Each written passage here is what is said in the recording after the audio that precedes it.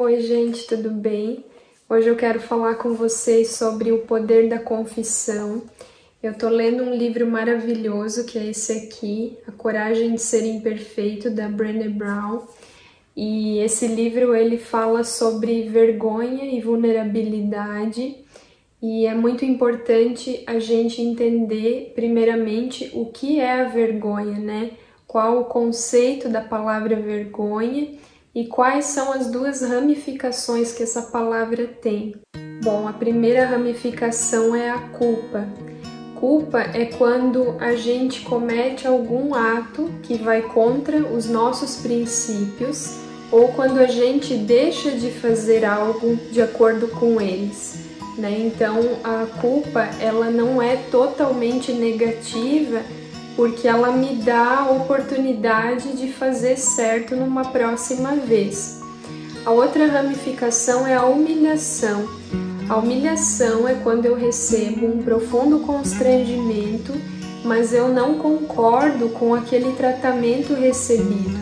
Então, por exemplo, assim, o meu chefe me expôs, me ridicularizou em frente a toda a equipe de trabalho. Se eu pensar dessa forma, realmente eu sou uma derrotada, eu sou uma fracassada. Se eu concordar, né, na minha mente com o meu chefe, então isso é vergonha. Mas se eu pensar, nossa, o meu chefe está totalmente descontrolado, eu não mereço ser tratada dessa forma, eu não acho que foi um tratamento justo, então isso se chama humilhação, que é quando eu não concordo com o tratamento negativo que eu recebo. Já a vergonha sozinha é um sentimento totalmente destrutivo, que não traz nada de proveitoso. Inclusive, todos os pesquisadores que estudaram o conceito da vergonha ao longo dos anos, eles disseram que não tem como extrair nada de positivo a partir dela. E além de ser um sentimento devastador, ela corrói a parte de nós que acredita que pode mudar e que pode fazer melhor de uma próxima vez, né? Então, desses três que eu falei, culpa, humilhação e vergonha, desses três o pior certamente é a vergonha.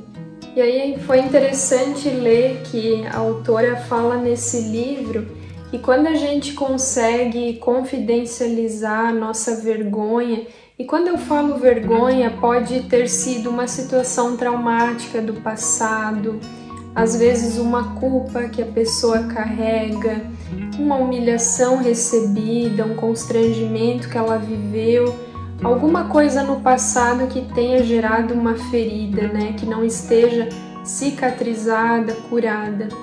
Então, sempre que a gente consegue se abrir, né, nem que seja com uma pessoa e confidencializar aquela situação sofrida, com isso a gente abre as portas para empatia, para solidariedade, né, para compaixão que o outro pode oferecer para a gente, e com isso a vergonha ela perde a força dentro de nós, né?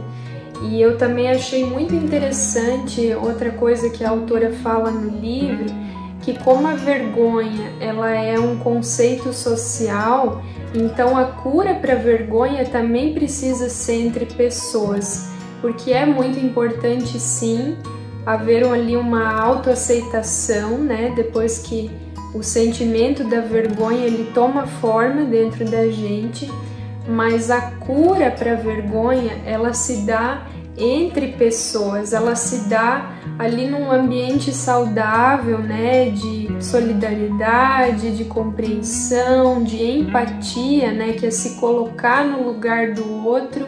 E daí eu fiquei pensando, nossa, como é interessante, porque isso vai totalmente de encontro ao que a Bíblia diz, né, em Tiago 5,16, que diz assim: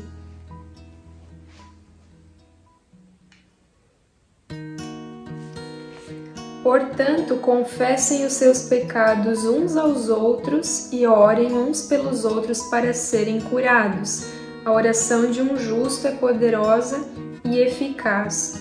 Né? Então, não somente se tratando literalmente de um pecado, mas como eu falei antes, uma situação traumática, uma situação sofrida, né, do nosso passado, que tenha deixado alguma dor, alguma marca, quando a gente consegue abrir o nosso coração para uma pessoa que seja, a gente está fazendo com que a vergonha perca força dentro de nós, porque a vergonha ela se alimenta do segredo e tudo que a gente esconde dentro da gente ganha força dentro de nós. E, nossa, outra coisa assim muito interessante que a autora fala aqui também, que pesquisadores descobriram que mais devastador para o psicológico de uma pessoa é não o trauma, mas é esconder o trauma.